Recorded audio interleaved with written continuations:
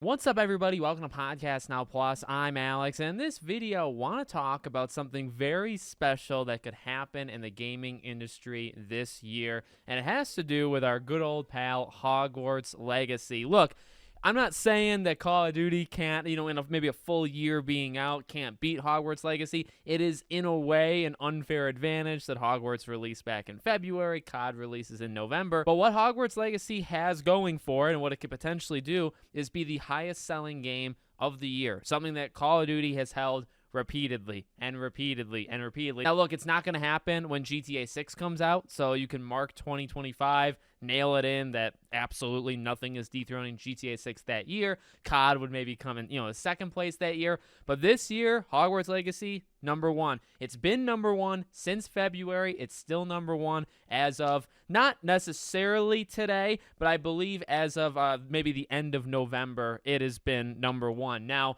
it's still got this last little bit and holidays, even though Black Friday, that period is over. It still has this final couple week lead into Christmas. And like I said, is it unfair? Hogwarts has been out for 11 months. Call of Duty has been out for 1.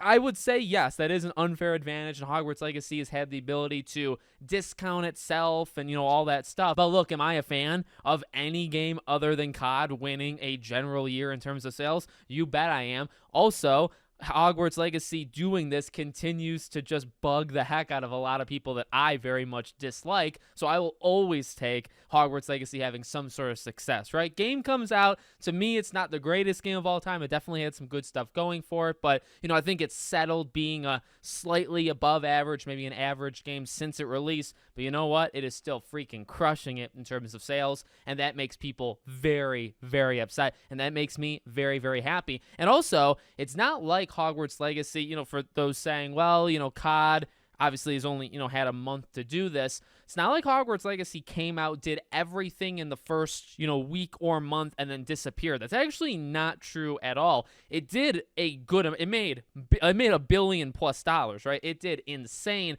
let's say in the first month, okay? It did incredible numbers that actually are kind of reserved only for the CODs or the rock stars of the world. A little bit less than obviously that, but it did incredible. Then it proceeded every month to be very high. There were actually several months, including the more dead months, where it was still number one in terms of sales. Even when new games were to come out, Hogwarts Legacy still beat them. Not every month, but some of the months. I think even some of the summer months it did it as well. So it's not, and I like that. I think that actually shows a little bit of, obviously, like momentum, and that it's keeping momentum. So yeah, could COD overtake it in a year?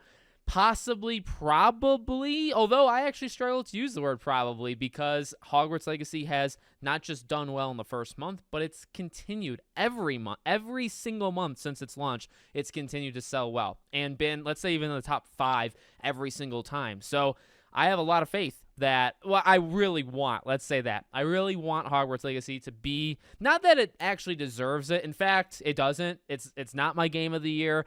Actually, if you told me that Alan Wake 2 could make the money that Hogwarts Legacy made, I would take that. I wouldn't take that exchange. I wouldn't want Hogwarts Legacy 2 to necessarily swap with it, but I'd like that success, for other games as well. But I think it absolutely earned it. I think it showed positive messages to like the community feedback and support and all the stuff that we talked about, leading into the release. I think it's a good thing for a game like Hogwarts Legacy to have done so well. And again, like, obviously, I'm no COD, lover. I don't really like that franchise. I've been out of it for so long.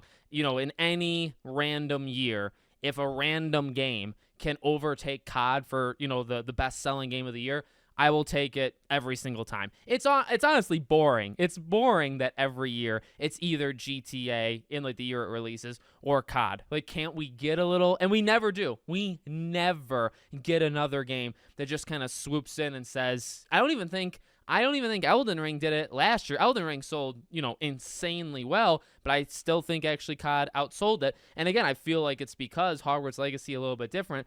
It's continued to sell. If it only sold at launch, I think Call of Duty would have probably overtaken it or would overtake it by the end of December. So Here's hoping for, again, no other reason than a little bit of change, getting a different game other than COD in there. And then also, I know it makes people upset, and I love to see it. So, let's make this the highest selling game of the year. Let me know what you think. Make sure you're subscribed, bell icon turned on. I hope to see you all on the next one.